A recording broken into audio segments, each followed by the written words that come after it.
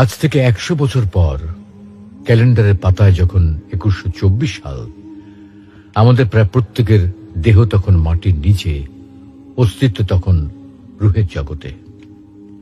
ইতিমধ্যে ফেলে যাওয়া আমাদের সেই সুন্দর বাড়িটা হয়তো পরবর্তী প্রজন্ম ভোগ করছে।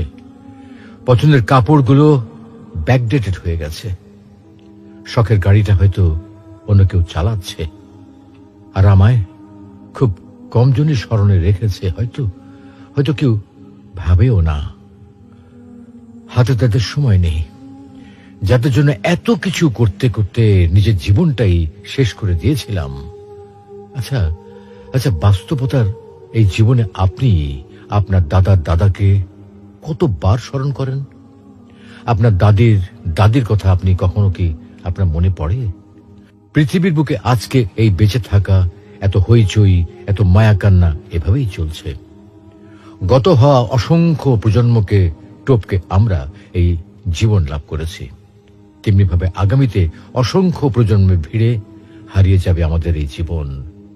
কিন্তু খুব কম লোকই সময় পায় ফেলে যাওয়া জীবনটা একটু ফিরে দেখার।